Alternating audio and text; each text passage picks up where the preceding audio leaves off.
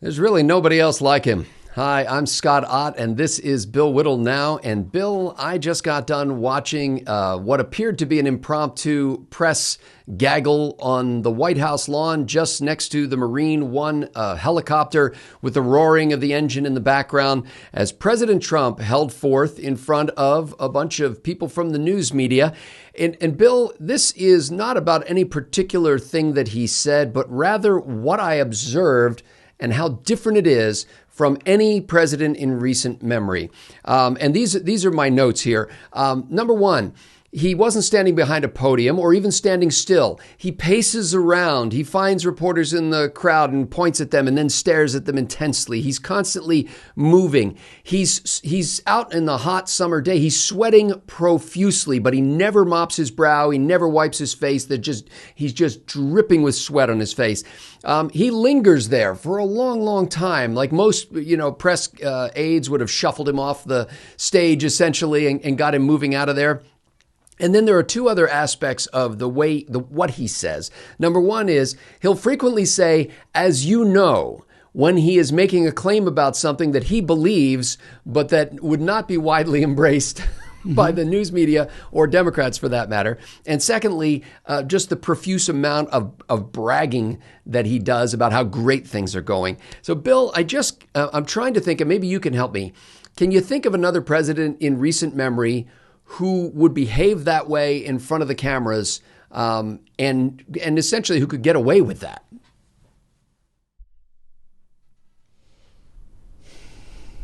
I have an imperfect knowledge of the details of the presidents, but if you had to ask me, just based on what little I'd know, I would say the only person that even comes close to Donald Trump would be Andrew Jackson, who apparently was pretty outspoken about the things he believed in and so on. Unfortunately, all the film of that was destroyed in a fire in the 1850s. Somebody wiped the disc clean, like with a rag.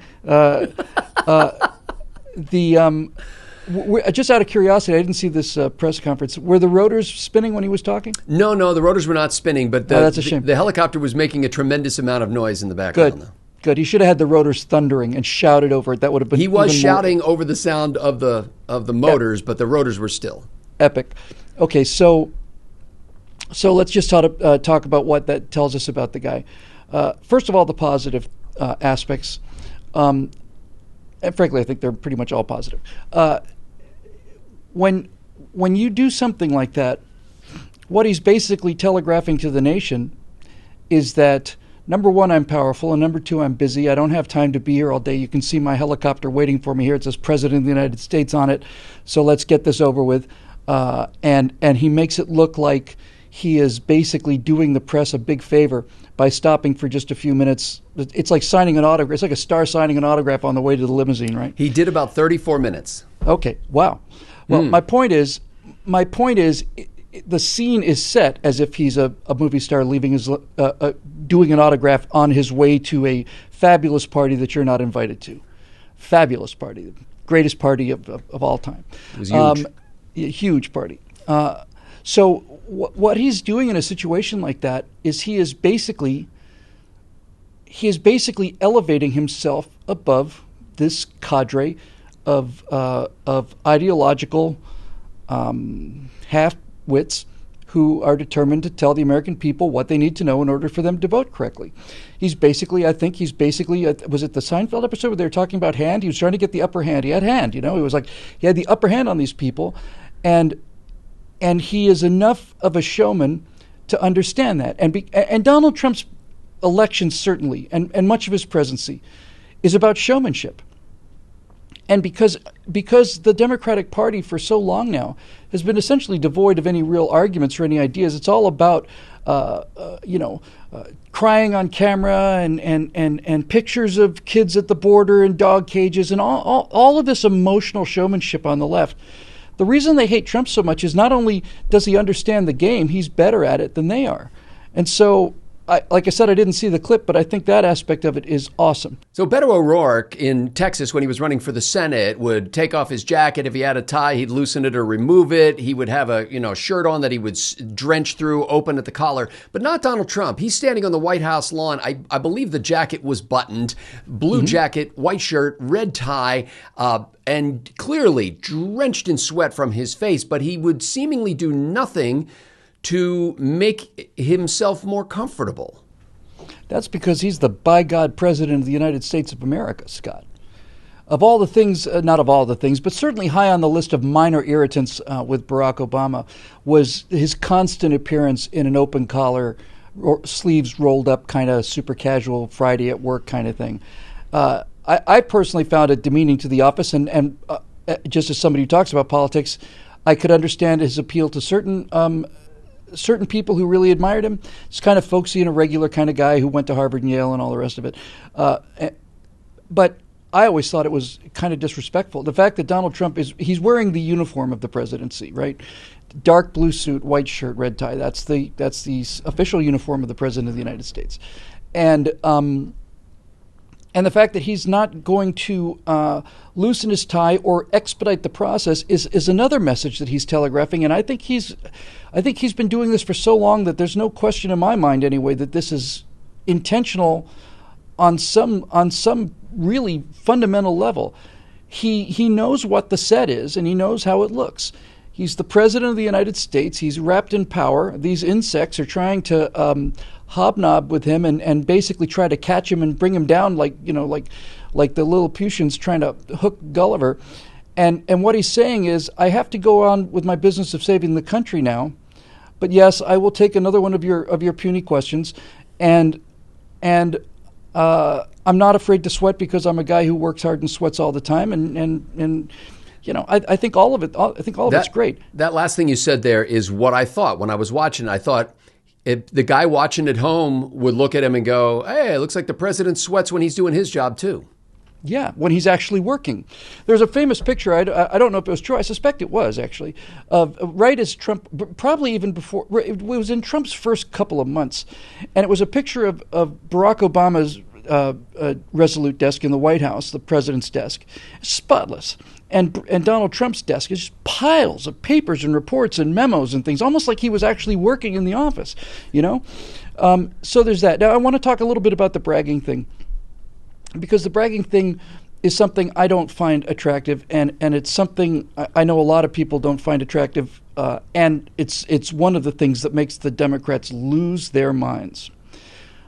First of all, I think anything that makes the Democrats lose their minds is in Donald Trump's interest, and to that degree, I suspect that he's aware of how insane it makes them, and the more insane they are, the more they unmask themselves.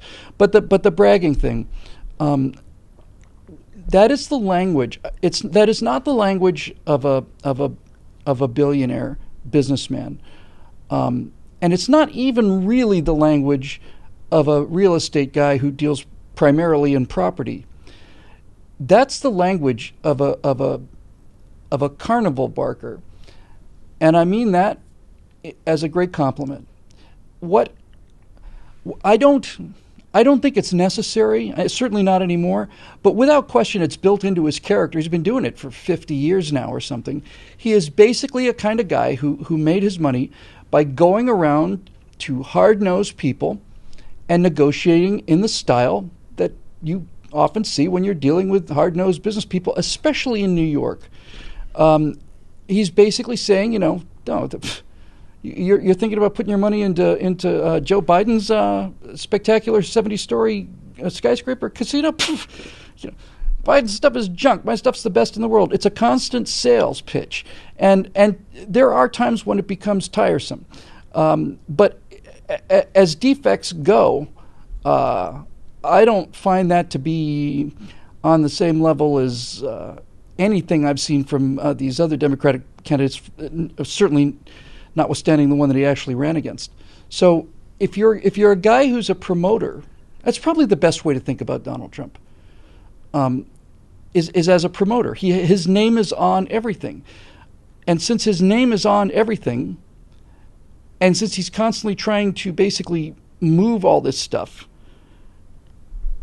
you get in the habit of saying, you're thinking about buying another casino? How's that possible? My casino is by far more magnificent than the one that belongs to the Sultan of Brunei, or whatever the case may be. The final thing that struck me about this, and we can end on this question, is the way he treated the news media. Now, we constantly hear stories about how the president has no respect for the news media, how he calls them fake news, how he has members of the press tossed from his briefings or barred from his briefings, how his press secretary doesn't have enough press briefings. And yet, I was struck by the way he took the questions. He focused intently upon the question that was being asked. He answered it at length. He engaged with follow-up questions. And at no point did he demean anybody in the press, even when they were asking questions that were clearly designed to take him off his game, trip him up, and make him look silly. He would actually turn their questions deftly to the thing that he wanted to say, which is what all politicians do. But he's not considered typically a politician. And I just thought, what member of the media could be upset with his treatment of them in that kind of a setting? And to do that for 34 minutes, standing in what appeared to be high 90-degree heat. Well, there's a lot to unpack there, but we'll do it just really rapidly. If you're going to do a press conference outside on the White House lawn with a helicopter making noise in the background, that doesn't seem to me the kind of place where you would have a lot of teleprompter access. So if Donald Trump is taking 30 minutes of hard questions and follow-ups and basically parrying them and not only parrying them, but basically turning the weapon against the assailant, then I think that pretty convincing evidence, at the very least, that Donald Trump is some kind of idiot who is, moved from room to room on a dolly and has to be told how to, shake hands when meeting the Queen, that kind of thing. That kind of mental agility is a sign that this guy is not only was mentally quick when he got into office, but is mentally quick in office. And as we discussed in a previous episode of this show, if we're going up against Joe Biden, I think that rapidity and precision and sort of almost like it's almost like a cougar or a leopard or something, a kind of big cat kind of, I'm going to jump on that, I'm going to turn that around, now I'm going to jump on you. His fans, myself included, love this. But there was no hostility. I want to make that clear. There was not a hint of that. See, now this is what's interesting too. If any president in the history of this country had a right to be hostile and openly scoffing of, and demeaning of the press, it's Donald Trump. And he's done that on many occasions. But it didn't suit him to do that day. But more importantly, that press conference, I think, proves conclusively that he's not a brain-dead idiot, which is what some people want to say, some people in the Republican Party want to say. For him to treat the press respectfully under that occasion is to confirm the fact that when he doesn't treat them respectfully, he's doing it on purpose. It's that old line about an English gentleman is never rude except on purpose. So if you're one of these people that think he's an idiot who can't do anything other than read a cue card and smile and wave at the crowd of morons with the red hats on, that's pretty much disproved by this conference you're talking about. And if you're saying that he is a man who is under the grip of such small, petty emotion that his entire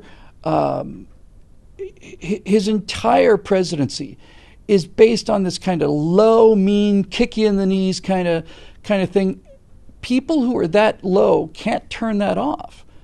People who are capable of high-level conversations and this kind of, just for lack of a better word, this kind of breeding, you go to a cocktail party, not make a jackass out of yourself.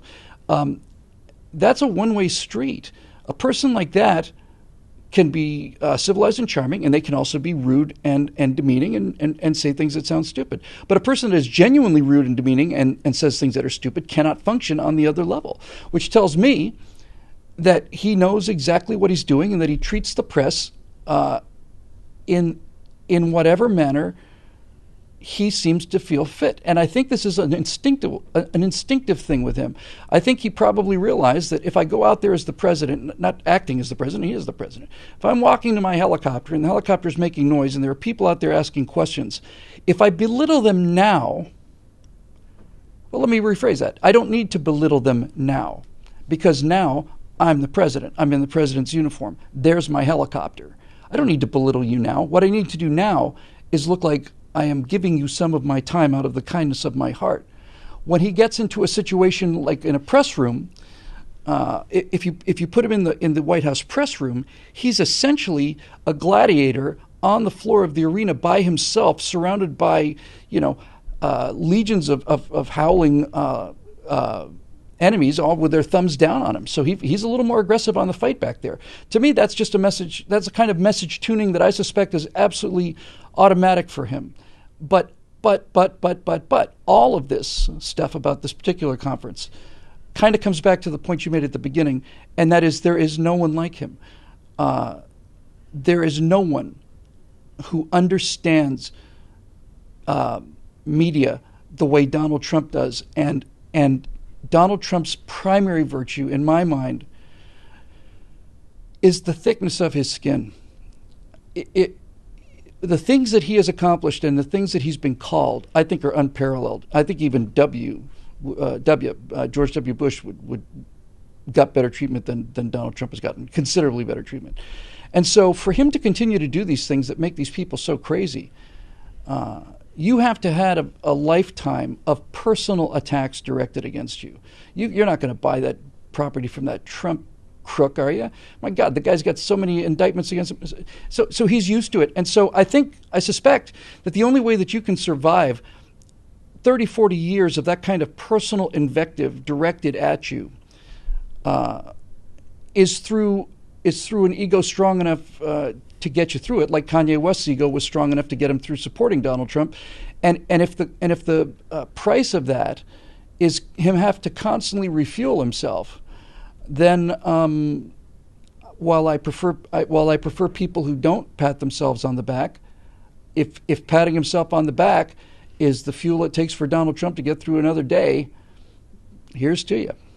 Bill Whittle now comes to you 5 days a week, thanks to some other self-motivated people who contribute from their own means voluntarily to make this happen. We're grateful for them. If you'd like to join them, go to BillWhittle.com and click the Become a Member link. For Bill Whittle, I'm Scott Ott.